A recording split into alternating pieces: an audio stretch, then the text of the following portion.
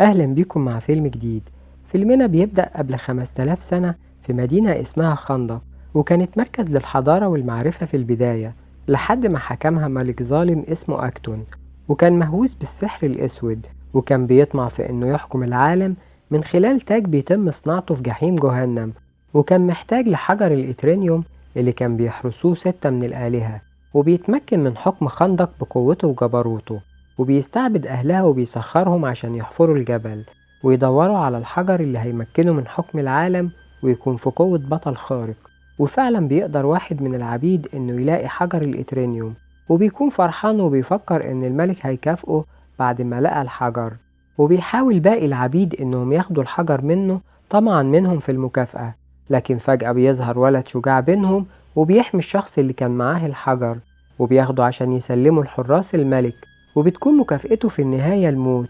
وهنا الولد بيغضب عشان يخطف الحجر من الحارس، وبيحاول انه يستخدم قوته السحرية عشان يخلص الناس من الملك الظالم، وبيطلب منهم يساعدوه عشان يقفوا في وش الظلم ويتخلصوا من العبودية.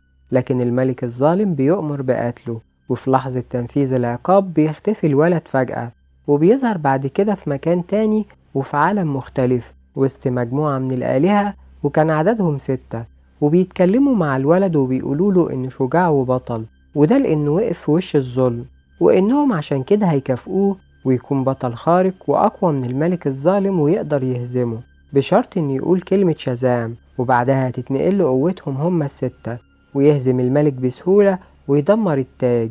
وفعلا الولد بيردد الكلمة، وبعدها بيتحول لبطل خارق. في نفس الوقت الملك بيتمكن من صنع التاج اللي بيقدر من خلاله إنه يكون شخص خارق. لكن فجأة بيدخل عليه البطل الخارق بلاك آدم، وبيواجه الملك الشرير وبيدخل معاه في معركة كبيرة بتكون نتيجتها دمار المدينة كلها. وبعدها الآلهة ال6 بيخبوا التاج، وبيختفي البطل الخارق بلاك آدم للأبد. وبعد مرور 5000 سنة وفي نفس المدينة بنشوف إن في عصابة شريرة اتمكنت من السيطرة على المدينة كلها وبتسرق أهلها، وكان غرضهم الوحيد والأصلي هو العثور على تاج الملك الظالم اللي اختفى من أكتر من 5000 سنة. وده بعد ما وصلوا المعلومات بتأكد إن التاج مدفون في المدينة. وبنشوف بنت اسمها أدريانا، وبنعرف إنها خبيرة آثار وبتدور على الحاجات القديمة، وكانت بتدور على التاج هي كمان، لكن كان عندها الأفضلية بحكم الخبرة اللي عندها، بعكس العصابة اللي كان عندها الأدوات والمعدات لكن ما كانش عندها أي خبرة بالتاريخ. بعد كده بنشوف أدريانا بتوصل لكهف معين اللي بنكتشف إنه كان معبد قديم، وإن كان فيه نقوش على الجدران بتتكلم عن الملك الظالم وعن البطل الخارق اللي قدر يهزمه. وبتقدر توصل في النهاية لمقبرة البطل حارس التاج بلاك آدم، وبتكون أدريانا والفريق اللي معاها مبسوطين بالاكتشاف اللي قدروا إنهم يوصلوا له.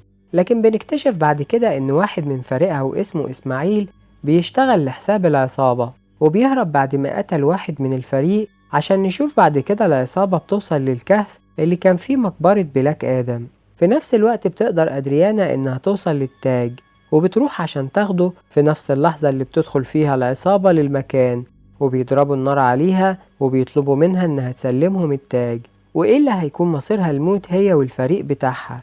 وفعلا بتستسلم وبتسلم التاج، وبعدها بتقرأ كلمة شازام اللي بنكتشف إنها كانت مكتوبة على باب المقبرة، عشان بعدها يظهر بلاك آدم فجأة من العدم، وبيقتل كل فرد من أفراد العصابة وبيقضي عليهم بسهولة. وبيحاول الشخص الخاين إنه يتظاهر بالموت، لكن لسوء حظه إن الكهف بينهار عليه.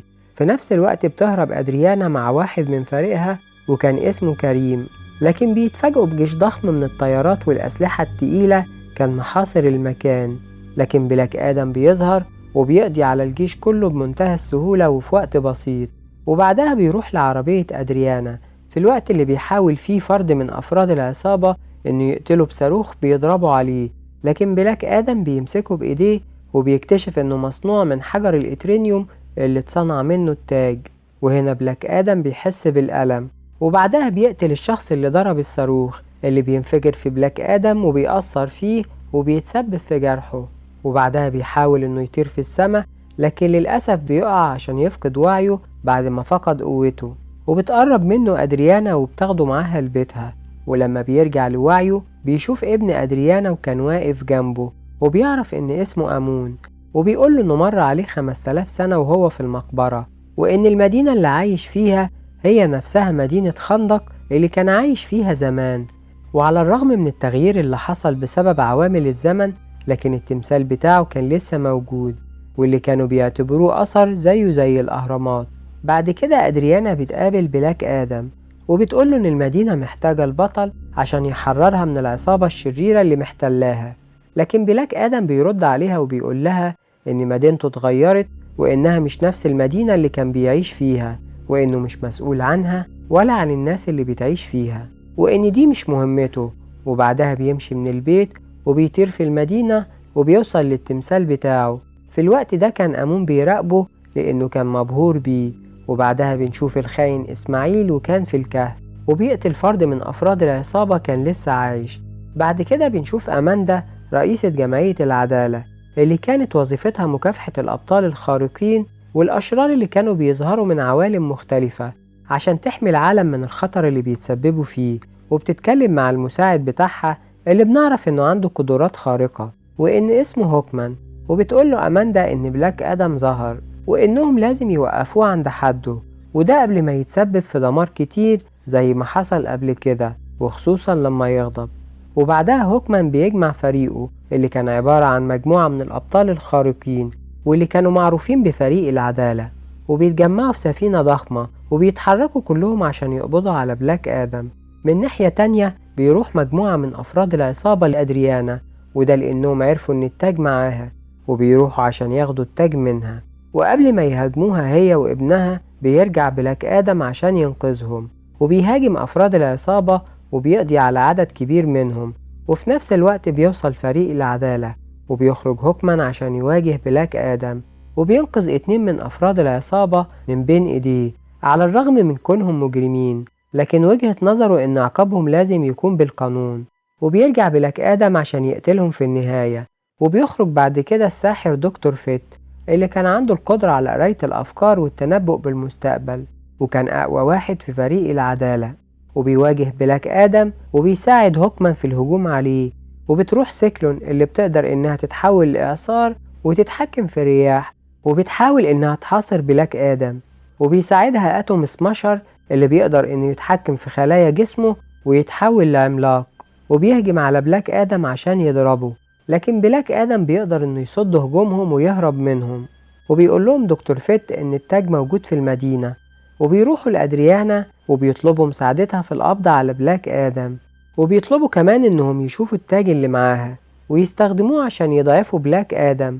لكن أدريانا بترفض وبتقول لهم إنه كان بيساعدها في الوقت اللي كانوا هما بيهاجموه، وإنه كان بطل شعبي في الزمن اللي كان بيعيش فيه، وإنهم كمان بقالهم 27 سنة بيواجهوا الظلم والعصابات المسلحة من غير ما حد يحاول يساعدهم ويخلصهم من اللي هما فيه.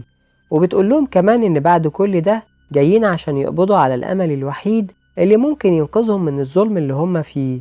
وهنا هوكمان بيقول لها إن بلاك آدم مش بطل، وده لأنه دمر مدينة خندق قبل كده في الماضي، وإنه مهمتهم كمان يقبضوا على الأبطال الخارقين مش إنهم يحاربوا البشر أو العصابات المسلحة.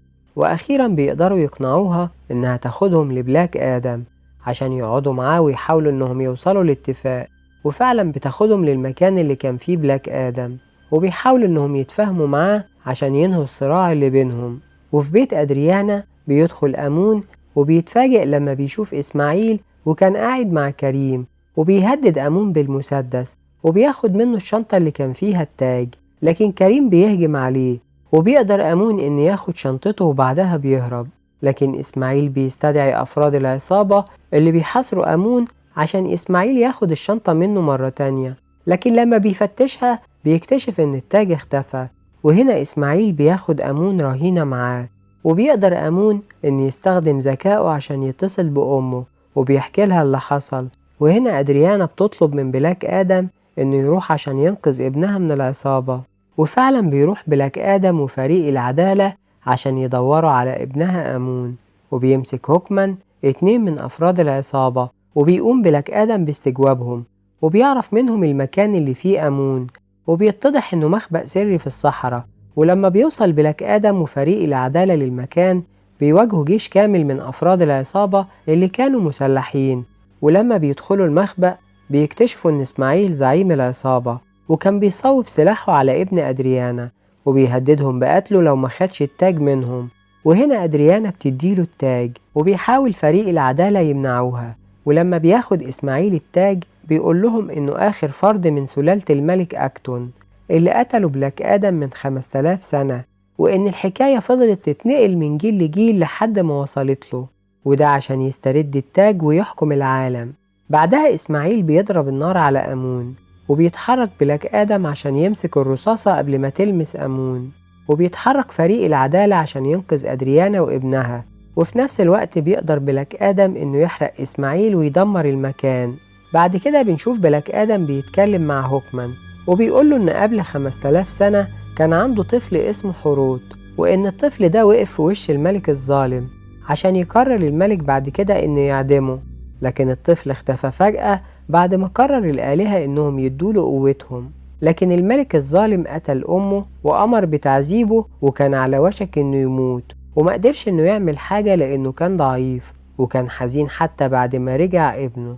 وبيقرر الابن إنه يتنازل عن قوته وينقلها لأبوه، وبعدها جنود الملك بيقتلوا الولد قدام أبوه. ووقتها قلب الأب اتملى بالغضب عشان يقرر الانتقام من الملك، لكن انتقامه بيتسبب في دمار المدينة وموت أغلب الناس، وما بقاش قادر إنه يسيطر على قوته الرهيبة اللي بيكتشف بعد كده إنها لعنة اتسبب فيها الآلهة الستة، وإنهم بعد كده قرروا السيطرة عليه وحبسوه جوه المقبرة مع التاج للأبد، وده لأنه أساء استخدام القوة اللي عنده، لحد ما جت أدريانا وفريقها وخرجوه من سجنه. وبيقوله كمان إن التمثال اللي في المدينة مش تمثاله هو، وإنه تمثال ابنه اللي مات، وبيطلب منه كمان إنه يساعده عشان يتخلص من القوة اللي عنده قبل ما يتسبب في دمار وموت كتير من البشر. وبيقوله كمان إن حقق انتقامه وإن ده الوقت اللي يستسلم فيه. وبعدها بيقول كلمة شازام عشان يرجع ويكون إنسان طبيعي مرة تانية، وبيطلب من هوكمان إن يمنعه من ترديد الكلمة دي مرة تانية. بعد كده بنشوف فريق العدالة وهم بياخدوا بلاك آدم وبيحبسوه جوه كبسولة في وسط مية، وبيحطوا في بقه جهاز يمنعه من الكلام، وبيتم سجنه مع مجموعة كبيرة من الأبطال الخارقين. في الوقت ده بنشوف إسماعيل بعد ما دخل عالم الشياطين اللي بيقرروا إنهم يمنحوه قوتهم عشان يتحول لشيطان خارق ويرجع للأرض مرة تانية، وبيواجه فريق العدالة، لكن قوته كانت رهيبة وبيدمر كل مكان بيروحه، ومش بيقدر فريق العدالة على مواجهته. وبيحاول دكتور فيت السيطرة عليه لكنه بيفشل، وهنا بيحاول الاتصال ببلاك آدم عن طريق التخاطر، وبيطلب مساعدته لأنه الوحيد اللي يقدر يواجه القوة الشيطانية اللي عند إسماعيل. وفعلا بلاك آدم بيخرج من سجنه وبيحاول الجنود إنهم يمنعوه، لكن بلاك آدم بينجح في إنه يتغلب عليهم. وبعدها بيشيل الجهاز من بقه وبيردد كلمة شازام عشان ترجع له قوته من جديد، وبيروح بسرعة عشان يواجه شيطان الجحيم اللي كان في الوقت ده بيهاجم دكتور فيت وبيقدر يقتله. وبيحاول بقية فريق العدالة إنهم يمنعوا الشيطان من الجلوس على العرش اللي بيفتح بوابة بين عالم الجحيم وعالم البشر، وبيفشل فريق العدالة، وبينجح إسماعيل اللي تحول لشيطان في إنه يستدعي جيوش الجحيم، وبينتشروا في المدينة وبينجحوا في تدمير كل مكان يوصلوا له. وبيدمر إسماعيل تمثال حروت اللي بنشوفه كان بيقع على أمون، لكن بلاك آدم بيظهر في اللحظة المناسبة وبيرفع التمثال عشان يرجعه لمكانه، وبتدور بينه وبين إسماعيل معركة كبيرة، وبيضعف بلاك آدم بعد ما فقد جزء كبير من قوته. وبيحاول إسماعيل إنه يقتل هوكمان اللي بنكتشف إن قدرات دكتور فيت اتنقلت له، وبيقدر إنه يحول نفسه لنسخ كتيرة، وبيهاجم إسماعيل اللي اتحول لشيطان. في نفس الوقت بنشوف البشر وهم بيدافعوا عن مدينتهم ضد جيوش الجحيم وبيحاربوهم بكل قوتهم. بعدها بلاك آدم بيمسك إسماعيل من قرونه وبيشق جسمه نصين عشان يقضي عليه ويتخلص منه ومن شره.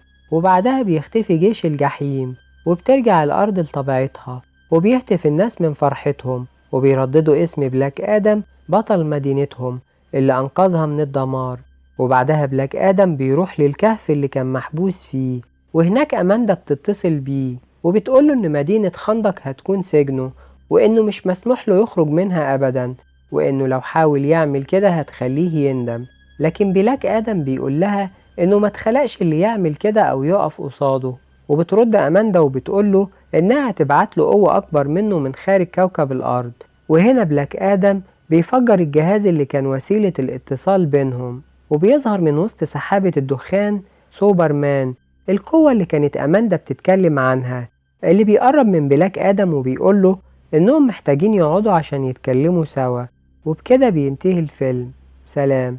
لو عجبكم الفيلم ما تنسوش إنكم تشتركوا في القناة.